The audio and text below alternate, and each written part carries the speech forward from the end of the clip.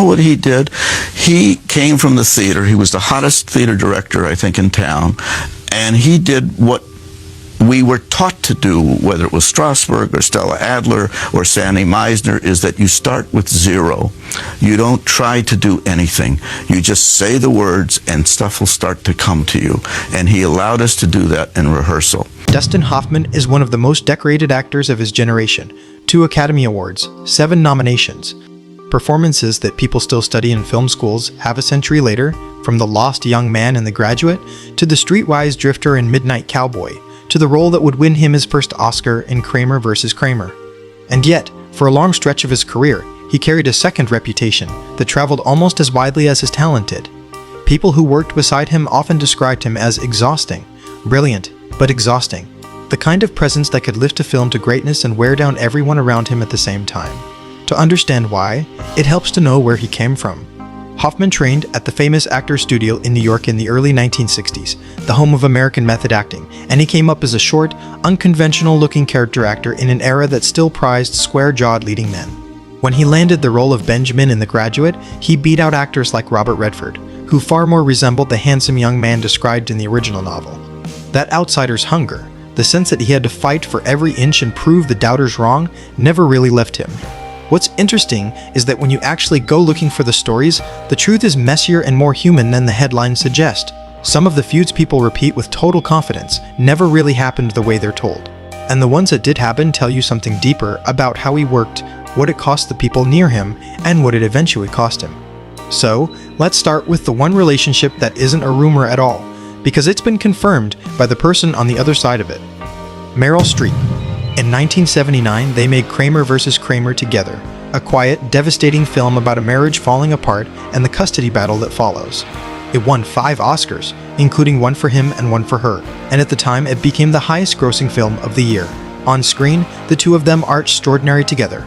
Behind the camera, by Streep's own account, it was something else entirely. This was her first major film role. She was young, only 29. She was grieving the recent death of her partner, the actor John Cazale, and she walked onto a set with a co-star who believed that real emotion had to be provoked rather than performed. According to multiple accounts, including a detailed one in Michael Schulman's biography of Streep, Hoffman used tactics that crossed the line from preparation into something harder to defend. Streep has spoken about it directly. She told the New York Times in 2018 that during their very first take, on her very first day, he slapped her hard enough to leave a mark without warning her first. In her words, it was overstepping. To be fair, she has also been generous about it in hindsight. Years later, she said the matter was forgiven, that she loved him as an actor, but that she had been furious that day, and that she could have delivered the performance without being hit. That distinction matters, because it cuts to the center of the whole debate about his methods. The film's director, Robert Benton, reportedly admired exactly that, the way she refused to need the provocation, the way she could conjure the emotion entirely on her own. There were other incidents from that shoot that people involved have described. One producer recounted Hoffman goading her by whispering her late partner's name right before an emotionally raw courtroom scene, returning to it across several takes to keep the wound open. Another account describes him shattering a glass against the wall during a heated scene without telling her, leaving her standing there with shards in her hair. She reportedly told him afterward with remarkable composure that next time he might let her know first. Looking back, it's a portrait of a performer convinced that the ends justified almost anything, working opposite someone who proved take after take that they didn't have to.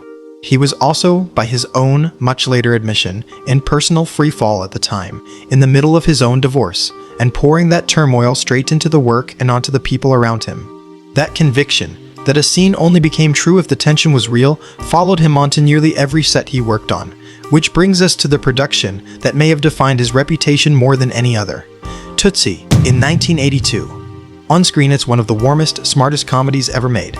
A film that, decades later, a poll of dozens of actors voted their favorite movie of all time, ahead of even The Godfather. Behind it was a 7-month battle that very nearly fell apart more than once. The central conflict wasn't with another marquee star.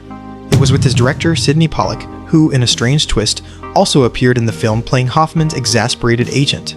By the time Pollack arrived, Hoffman had already gone through 2 earlier directors on the project, having pushed out Dick Richards and then Hal Ashby amid creative friction and studio complications. He had negotiated an unusual amount of creative control, which meant Pollack didn't have the final word the way directors normally do. He had to share it. and both men were known for being stubborn, opinionated, and absolutely certain they were right. The result was a set where, according to people who were there, ordinary discussions about a single scene could erupt into shouting matches in the middle of filming. A few of those arguments led to scenes being rewritten on the spot. The production fell behind almost immediately. At certain points, Pollock genuinely worried the constant friction might shut the whole thing down. There was also the sheer physical grind of the role itself, the 2-hour daily transformation into a woman, the makeup tests, the fact that Hoffman could only be filmed for a few hours at a stretch before his beard began to show through. Everything about the shoot was harder than it needed to be. What's interesting is how the crew eventually learned to manage him.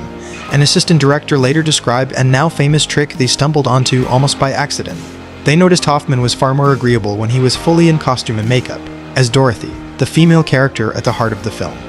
So when they needed to propose a difficult change, they would simply wait until he was dressed as Dorothy and approach him in character. And it worked. There's a real tenderness to the ending of that story, though. Years later, while making Rain Man with some of the same collaborators, Hoffman reportedly grew quiet reminiscing about that exhausting shoot and admitted, almost sheepishly, that he sometimes missed Dorothy. Bill Murray, who had a part in the film, has described the Hoffman and Pollock dynamic with real affection, calling it a privilege to be a fly on the wall watching two heavyweights go at each other. So the Tootsie battles were absolutely genuine, but they were the kind of fight that comes from two people caring too much, not from contempt. Not everyone walked away from that production feeling generous though, and this is where it tips into something more lasting. One of the film's writers, Larry Gelbart, a celebrated veteran of television and theater who'd helped shape the series Emmy's House H, came out of the experience with a grudge that he never really let go of. Tootsie had a famously crowded writer's room with several talented people contributing and many going entirely uncredited, including Elaine May, who reshaped key parts of the script and even invented the Bill Murray character. Gelbart felt strongly that the film's vision was fundamentally his, and in later years he spoke pointedly about what he saw as Hoffman's tendency to claim ownership of the project and to elevate his own close collaborator above everyone else who had worked on it. That's a different flavor of conflict from a shouting match on set. It's the quieter, more enduring kind of resentment, the kind where someone feels their contribution was erased. And it points to a recurring theme in the complaints about Hoffman during these years. It wasn't only that he was demanding in the moment, it was that he wanted control of the whole thing, the script, the credit, the casting, the shape of the film itself, and that hunger left some collaborators feeling steamrolled long after the cameras stopped rolling. There's an important detail many people forget here, which is that this was happening at the absolute peak of his power in Hollywood. He had the leverage to fire directors. He had the leverage to demand rewrites, and to install actors he wanted. When you hold that much control, the line between a passionate artist and an overbearing one gets very thin, and where you fall on it often depends entirely on whether you were the one being overruled. To his collaborators who shared his vision, he was a genius worth following. To the ones who didn't, he could feel like a force that swallowed everything in its path. Now here's where the story gets genuinely surprising, because the single most famous Dustin Hoffman feud of all time is one that, by his own insistence, never actually happened the way everyone thinks. The legend goes like this. On the 1976 thriller Marathon Man, Hoffman was acting opposite Laurence Olivier, widely regarded as the greatest classical actor of the 20th century. The two represented opposite philosophies of acting, the immersive American method versus the polished British stage tradition. As the story is usually told, Hoffman stayed awake for days on end to play a character who hadn't slept, and when Olivier heard about it, he delivered a withering one-line takedown, something to the effect of, "My dear boy, why don't you just try acting?" It's repeated endlessly as proof of a clash between two titans who couldn't stand each other, and it's become a kind of permanent ammunition in the wider argument about method acting. The problem is that Hoffman has spent decades saying it's been twisted. According to him, he hadn't stayed up for the role at all. He was going through a painful divorce at the time, he was depressed, and he'd simply been out late for personal reasons over a couple of nights. He told Olivier as much, and Olivier's comment in Hoffman's telling was a gentle joke about his lifestyle, an older man telling a younger one to channel his sorrows into his work rather than into late nights, not a public humiliation about his craft. Hoffman has even attributed the spread of the distorted version to a writer connected to the film who, he believed, held a grudge against him over an unrelated dispute about changing the story's ending. And the detail that really dismantles the feud narrative is this. There's an extraordinary backstory to Olivier's presence in that film at all. He was seriously ill with cancer during production, so ill that he was considered uninsurable, and the studio nearly refused to let him work. The producer had to pull strings at the highest levels to get him covered. Olivier took the part in large part to leave money to his family, expecting he might not survive. And on the last day of shooting, that frail, gravely ill man reportedly came to Hoffman's home carrying a copy of the complete works of Shakespeare as a gift and sat reading scenes aloud to him for the sheer joy of it. That is not how enemies behave. So, the most legendary rivalry on this entire list turns out to be, on closer inspection, a misunderstanding between two men who genuinely respected each other. It's a useful reminder. A good story has a way of hardening into accepted fact, even when the people who actually lived it keep telling you again and again that it's wrong. There's another name that comes up whenever people talk about Hoffman in old Hollywood, and it deserves a careful look, because the hostility there is real, but it runs in the opposite direction from what you'd expect: John Wayne. The two men could not have represented more different visions of what an actor, and frankly what an American, should be. Wayne was the towering symbol of the old studio system, the rugged Western hero, conservative and traditional down to his bones, a man who openly disliked method acting and everything the younger New York actors stood for. Hoffman was the face of the new wave that was busy dismantling that old system, an unglamorous, intensely internal performer playing flawed, ordinary, often broken men who looked nothing like classic leading men. In 1970, those two worlds collided directly at the Academy Awards, where Wayne won Best Actor for True Grit, beating out Hoffman, who was nominated for Midnight Cowboy. Many critics then, and even more now, felt Hoffman had given the more lasting and more daring performance, and that Wayne's win was as much a career tribute as a recognition of that single role. Wayne, for his part, made no secret of his contempt for the kind of film Midnight Cowboy was. In a Notorious magazine interview from 1971, he attacked the movie in crude and bigoted terms, dismissing the very themes and characters that Hoffman and his co-star Jon Voight had brought to life with so much care. So the friction is documented, and it's ugly. But notice the shape of it. There's very little real evidence that Hoffman walked around hating John Wayne as a person. What existed was a generational war. An old guard openly hostile to the films and the sensibility that Hoffman embodied, and a younger artist who simply represented everything that Guard was afraid of losing. To be fair to both men, that clash was far bigger than either of them. It was Hollywood itself changing, the old certainties giving way to something rawer and more honest, and the two of them just happened to stand on opposite sides of the divide, each becoming a symbol the other found impossible to ignore.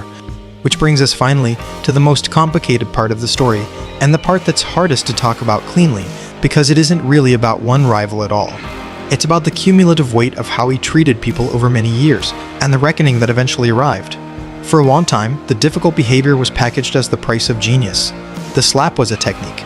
The provocations were dedication, the shouting was passion, the need for total control was just the cost of working with someone who cared more than everyone else in the room. But starting around 2017, a number of people who had worked with Hoffman across the decades came forward with accounts of conduct that went well beyond artistic intensity, and the industry's long tolerance for the old excuses began to evaporate almost overnight. Some of those accounts described behavior on sets that had, in fairness, been quietly whispered about for years. Hoffman, through his representatives, apologized in at least one instance and disputed the framing of others, and it's important to be honest that not all of the claims have been independently resolved or proven. What's worth sitting with, though, isn't the cataloging of individual incidents, it's the shift in how all of it gets understood. The same stories that were once told admiringly, as colorful legends of a committed artist, started to be heard very differently, as a pattern that had left real people hurt and silent for a long time. And here's the detail that gives the whole arc its weight. Hoffman himself, years before any of this surfaced publicly, had offered a kind of quiet admission. At a career retrospective event in 2012, he became visibly emotional, talking about the Kramer versus Kramer period, acknowledging that he had been going through a divorce, that he had been partying with drugs, and that it had depleted him in every way. It wasn't a formal apology, and it wasn't aimed at anyone in particular.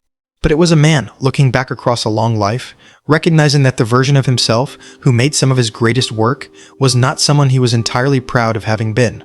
There's a wider conversation tangled up in all of this too, and it's one that has only grown louder in recent years.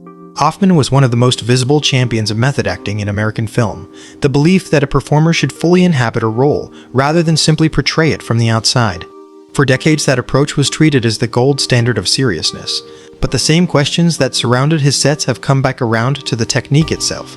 A younger generation of stars, like Jared Leto and Jeremy Strong, have drawn real criticism for taking immersion too far, and other actors have pushed back hard against the whole idea.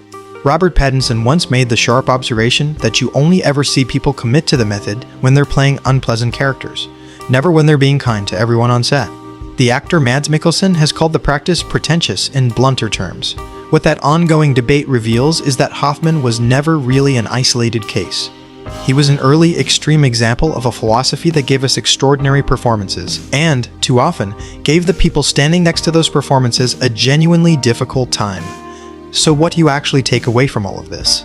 Looking back across his whole career, the picture that emerges isn't really one of a man who hated a tidy list of fellow actors. It's something more uncomfortable, and frankly, more interesting than that. The famous feud with Olivier was mostly a myth, a kind joke that calcified into legend. The clash with John Wayne was a culture war he happened to be standing in the middle of. More about two eras of Hollywood than two men. The real conflicts, with Meryl Streep, with Sidney Pollack, with the collaborators on Tootsie, all came from the same single source.